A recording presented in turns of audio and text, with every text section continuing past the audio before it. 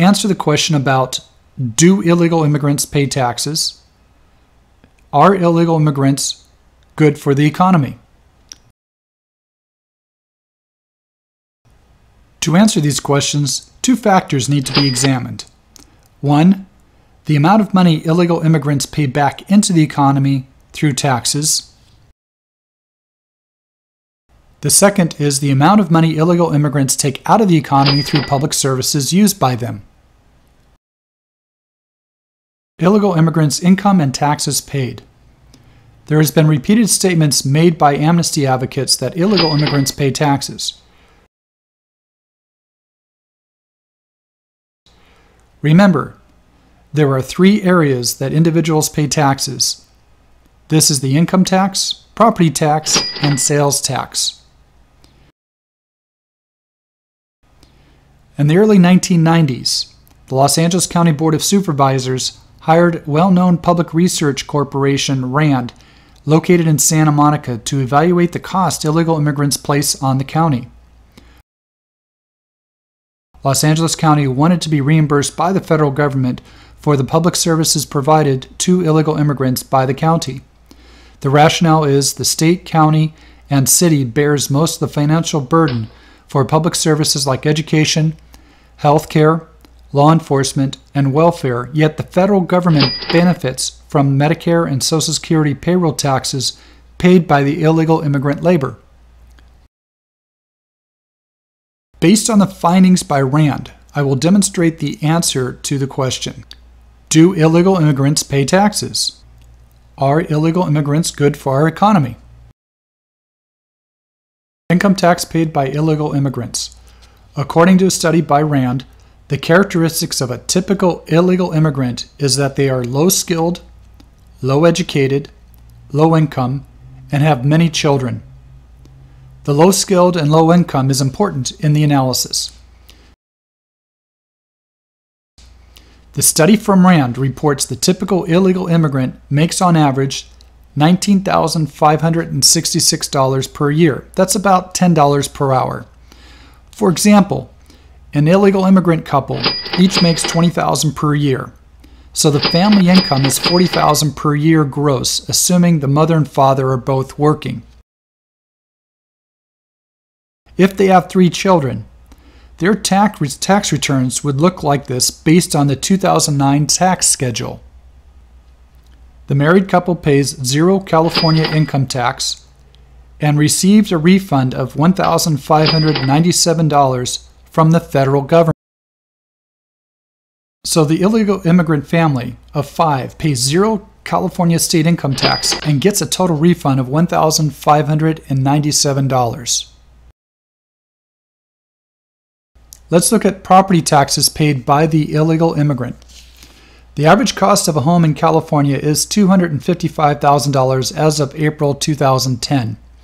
With a 20% down payment, the monthly mortgage payment and taxes alone are $1,435. Criteria to purchase a home is to have adequate income to pay the mortgage, insurance, and property taxes. When a couple makes $40,000 per year, most cannot qualify to purchase a home because they do not have enough income to pay the mortgage, insurance, and property taxes. So most illegal immigrants do not pay property tax because they do not own a home. They do not make enough income to qualify. Some can argue that property taxes are paid indirectly through the rent to the landlord, who pays property tax for the apartment property. However, many of the landlords have owned the property for years and pay minimal property tax on the apartment building because their rate was set years earlier at a lower property value. Proposition 13, passed in the 1970s, gave homeowners living expense stability. The property tax is based on the value paid for the property at the time of purchase, about 1.25% in California. It goes up a little each year for inflation, bond measures, etc.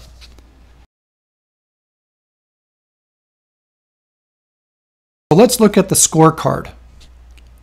Personal income taxes paid get a refund of $1,597 annually for a family of 5, husband and wife with 3 children. They paid 0 property taxes.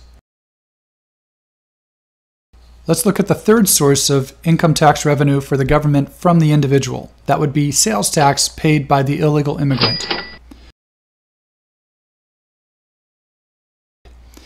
The estimated monthly income and expenses for a 2-parent and 3-child household who rent an apartment and has no mortgage deductions would have the following budget if they lived in Los Angeles, California.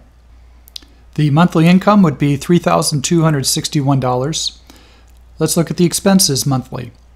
Rent for a 1-bedroom apartment in Los Angeles. The average 1-bedroom apartment is $1,500 per month in Los Angeles. Food, $500. Clothing, $100. Gasoline or transportation, $120. Utilities such as gas, electric, water, $300. Telephone, $50. Taxes, 0 state tax, $133 refund from the federal government.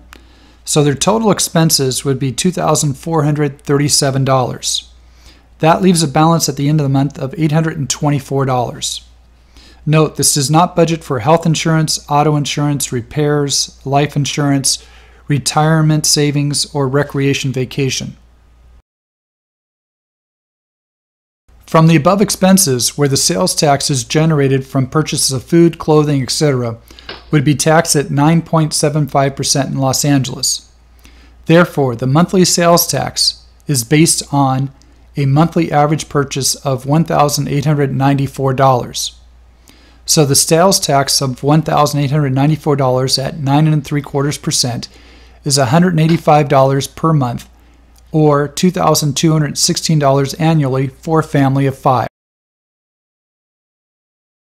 Let's look at the tax scorecard again. The illegal immigrant family of 5 pays no state income tax, receives a federal refund of $1,597, pays no property tax, but does pay sales tax of $2,216 yearly.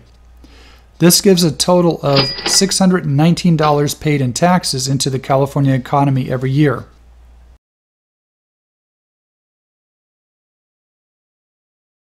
To analyze the movement of money through the economy to pay for these public services, we will use the flow of water as the flow of money through it. Question: what can cause the budget deficit or a drop in the dam's reservoir level? If there's a drop in the snowfall, reduced taxpayer income, the snowpack is reduced and the water level to the reservoir drops, less government revenue to pay for public services. If the government does not reduce the flow of water out of the dam, reducing the public services, the water level in the dam's reservoir falls. In a similar manner, if there's an increased flow of water from the dam to the community below, increased public services, without equal replacement into the dam's reservoir from the mountain snowpack, either from snowfall or the snow caps, increased revenue from taxes to the economy, the water level in the dam's reservoir drops. In economic terms, if there is a drop in the income or an increase in social programs and public services used in the community, or both occur, there is less money for the government to pay for the public services. The level of the dam's reservoir is dependent on the rate or amount of water flowing into it from the mountains, that's the snowpack and snowfall, and the rate of water flowing out of the dam's reservoir.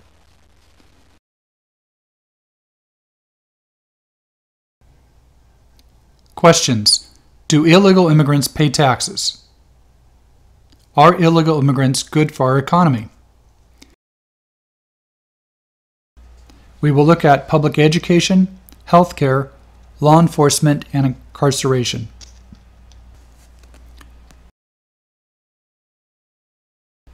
Looking at the California state budget for year 2010-2011, public education is 58% of the budget, healthcare is 25%, and law enforcement, corrections is 10%.